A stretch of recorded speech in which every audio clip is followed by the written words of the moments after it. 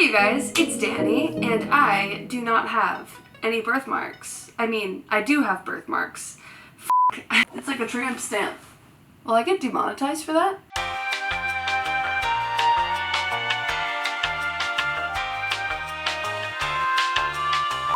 So I'm in Copenhagen right now, for those of you who don't know. I'm traveling Scandinavia / bits and pieces of Europe by myself. And so while I'm here, I'm just kind of like, doing things on my own and enjoying my own company. And so last night I went to a Thai restaurant and had a green curry that was just like slightly too spicy for me. And I was staring out the window and just kind of thinking, as one does when they sit there with nothing to do and avoid going on their phone. I was thinking about a conversation I had with my therapist like a long time ago. And I remember saying to her, like, I'm just so sensitive. I feel things more than other people. Like, why do I have to feel my emotions like so intensely? And she said to me, like, you don't exactly know if you're actually feeling these emotions more intensely than other people. Like, how can you know that? And when she said that, I got really triggered. Like, what do you mean? Like, I'm clearly more sensitive than the people around me. And when I thought back to that, I kind of realized that there was fear that kind of came up in response to that idea. This idea of like, well, what if you're, not necessarily experiencing all these emotions more or more intensely than other people? And the thought that came after it was like, well, then if I'm not just hypersensitive, then that means that my emotions aren't valid. That means that there's no reason for me to respond to my emotions the way I do. That means that I'm crazy, or I'm unreasonable, I'm weak, because I can't handle my emotions with as much grace or ease as other people. And look, I'm gonna be honest, I really do believe I am like a hypersensitive, just more emotional person than the average human being, just based off of my general observation. And, I love to cry. But my point is, it's not that I'm saying that I'm not hypersensitive or that belief is not true. However, there may be benign or neutral or even positive beliefs that you hold, but ironically,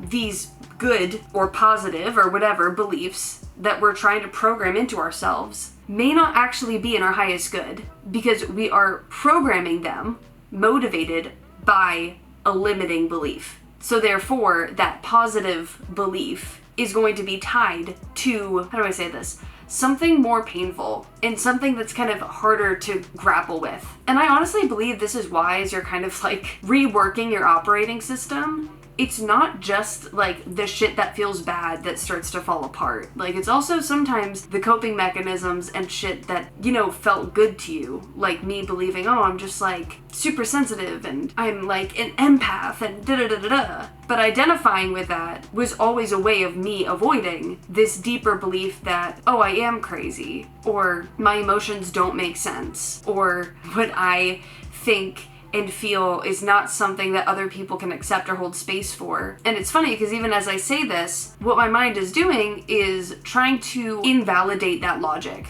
or prove why that logic isn't correct. And I don't necessarily think this is bad. I'm more so bringing up this topic because I think when we implement these strategies unconsciously, we don't actually learn to let go of the deeper rooted belief. And in a way, we're just pulling away from that pain, I guess you could say. And there's nothing wrong with that. It's just that we have to ask ourselves, why are we so identified to these things? And I think when we really look at it, when we become so attached to certain labels, it's because we're trying to avoid another truth or a belief about ourselves that we hold. And I think sometimes letting go of these beliefs isn't about unbelieving it. It's about being able to let go so that you can kind of see it for what it is, rather than holding on to something because you're so convinced that it's true, but then that becomes a blind spot for you. I honestly don't know if I'm making any sense right now.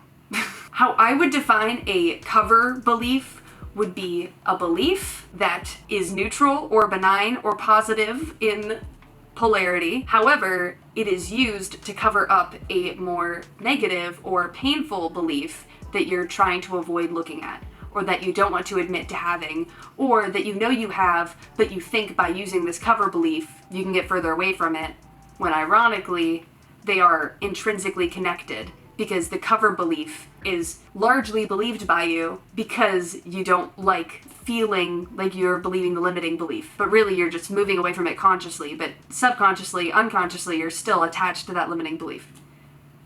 Wow, Dani, that was a great definition. Super simple, concise, easy to understand, and that should definitely go right in the dictionary. But what's ironic about these cover beliefs is a lot of times they pull you away from your authenticity. We spend so much time on this path trying to be whatever we think the highest version of ourselves is, when ironically, you are your authentic self today. Yes, who you are now contains the quote-unquote highest version of you, but it also contains where you are now. So if you're someone who judges people who, for example, like wear booty shorts, like me, as you can see.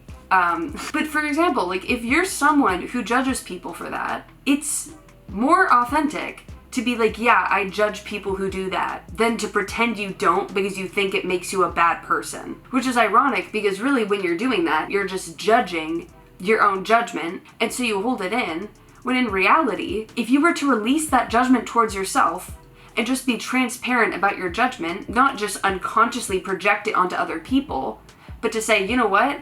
I judge people who wear booty shorts. Why? You know what? I don't know why, but I know when I see someone showing a lot of skin, it makes me feel uncomfortable and it makes me feel like they're just asking for attention. When you're authentic and transparent about these things, you can become more self-aware. The problem is, it's so fucking scary to do that. Like, can we just talk about like how scary it is to actually be transparent about what we want and what we think and what we feel? And then it's like, oh, but I don't know who I am.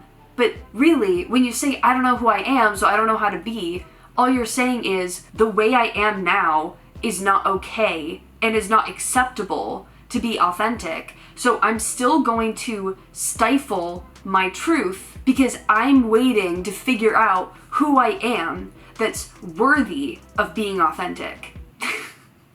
You do realize that you're worthy of like being yourself right now. I think one of the main reasons I don't make more videos is because I'm so scared of people seeing me. Because I'm like, I try really hard to be as transparent on here as possible. Honestly, okay, not completely. In a lot of ways, I can be more transparent here than in person because I'm not watching another human being and analyzing their face for judgment. And that's something that oftentimes, like, I don't like to show. It's crazy because I'm giving up my authenticity because of the belief that my content is like only worthy of being seen unless like I have something to say. But then I believe I don't have anything valuable to say unless I feel satisfied in my life, unless I have it figured out, unless I'm happy. Like, why am I equating my value to my happiness? Why am I equating how meaningful my words are based on how figured out I feel like I have life? Did that make any sense? How figured out I have life? Yeah.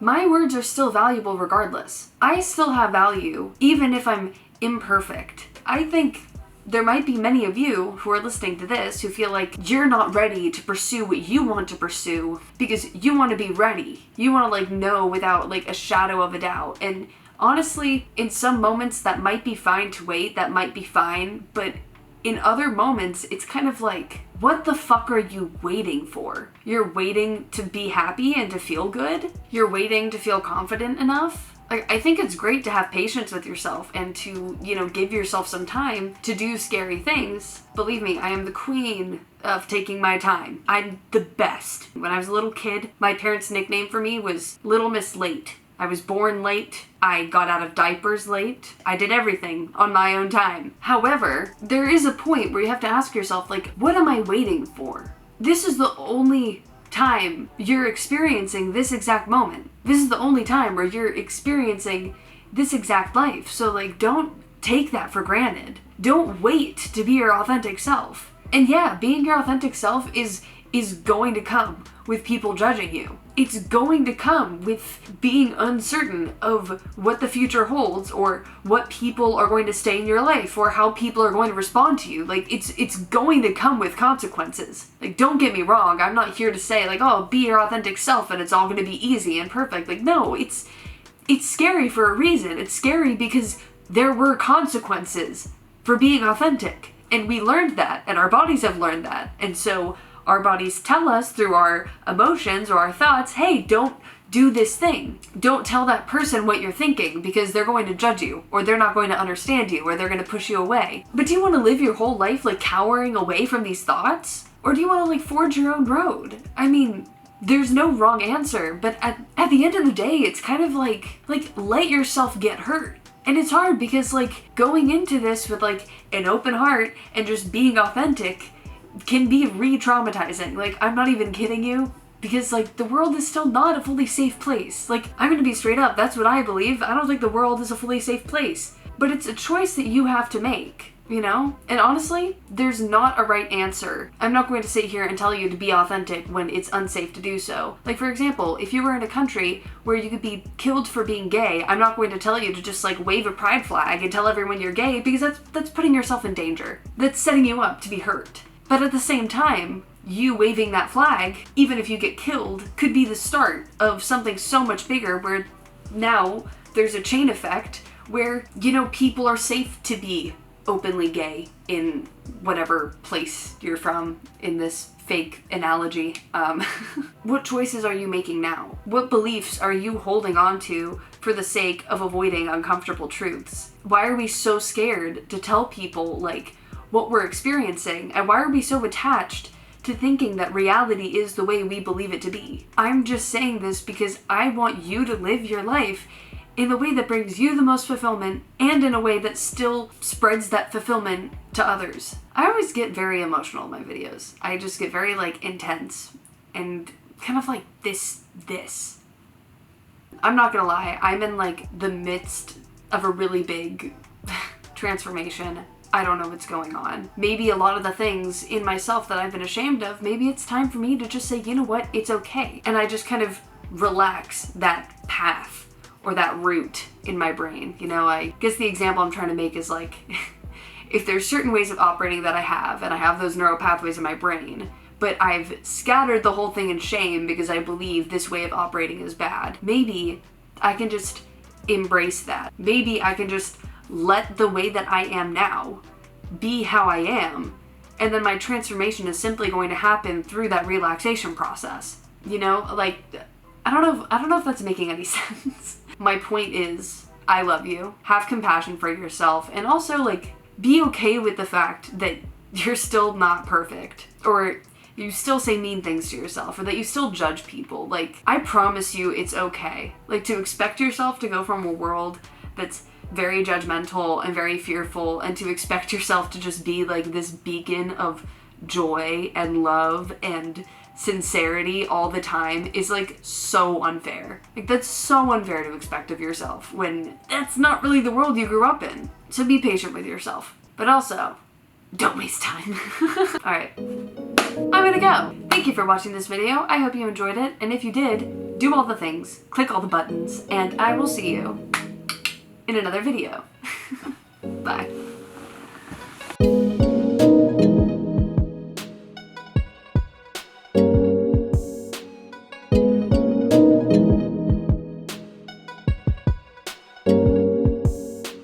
How would you guys feel if I started making weirder videos? I feel like me being myself would be fun. Show you guys all of me. Oh God.